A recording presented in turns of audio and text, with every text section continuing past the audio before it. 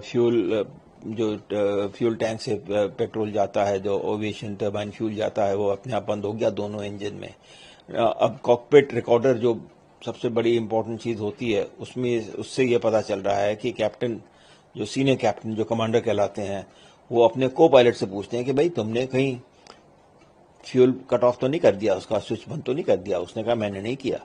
तो ये लगता है कि कैप्टन या को पायलट की कोई गलती नहीं है इसमें, वो तो खुद ही समझे नहीं कि कैसे हुआ। तो इसमें कुछ लगता है कि मैन्युफैक्चरिंग की गलती है, और ये अगर पहले भी हो चुका हो और हादसा नहीं हुआ हो तो ये भी पता चल जाएगा इंक्वायरी में कि और किसी एयरक्राफ्ट में कभी ऐसा हुआ या नहीं हुआ।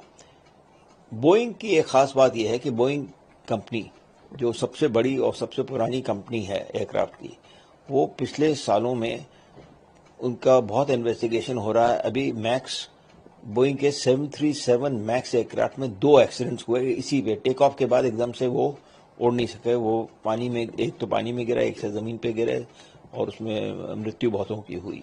तो उसमें भी यही हुआ है कि उन्होंने कुछ नई चीजें लाए थे, जो मैक्स वैरायटी जो इनकी थी, और उसका उन्होंने प्रॉपर ट्रेनिंग नहीं दी पायलट्स को, और उसमें कुछ थ्रस्ट का प्रॉब्लम था, जिससे वो चढ़ने के बाद बम से नीचे आते हैं, और उसके लिए कुछ करना पड़ता है पायलट को, जब पायलट को पता ही नहीं था।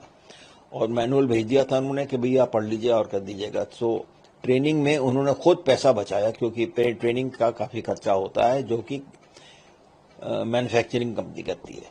दूसरा, इसी कंपनी में अभी 2 विसल ब्लोअर, 2 वहां के अपने ऑफिसर जो विसल ब्लोअर कहलाते हैं, इन्होंने कहा है कि ये कंपनी तो सेफ्टी पे पैसा बचा रही है, अब इनके जो भी प्रोटोकॉल्स हैं उनको नहीं फॉलो कर रही है, और उनके ऊपर प्रेशर आ रहा है कि भाई प्रॉफिट दिखाओ, प्रॉफिट दिखाओ। इसलिए ये यूएस कांग्रेस ने भी इन्वेस्टिगेट किया इसको बड़ी जोरों से, और उन्होंने फेडरल एविएशन अथॉरिटी, जो कि सेफ्टी रेगुलेटर अमेरिका का है, उनको भी काफी डांटा है कि आपने अपना जो काम है उनके ऊपर ट्रस्ट करते रहे। वो अपना सेविंग करके अपना प्रॉफिट बढ़ाना चाहते थे, तो मामला वहां भी बिगड़ा हुआ है सारे बोइंग कंपनी के बारे में।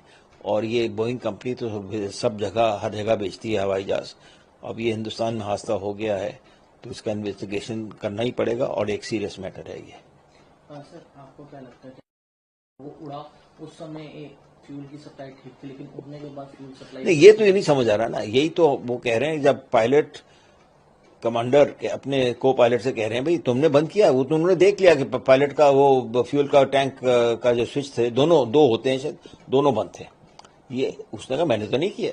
तो कैसे हुआ, क्यों हुआ, ये तो समझ नहीं आ रहा ना। अभी इसी के ऊपर इंक्वायरी होगी अब कि क्या हुआ। अभी तक और जो चीजें थी कि यानी चिड़िया, बर्ड हिट जो कहलाता है, या फ्यूल कंटेमिनेशन, या जो कमांडर की सीट है वो खिसक गई थी पीछे, वो सब चीजें तो लगता है एलिमिनेट हो गई हैं, अब वो नहीं है।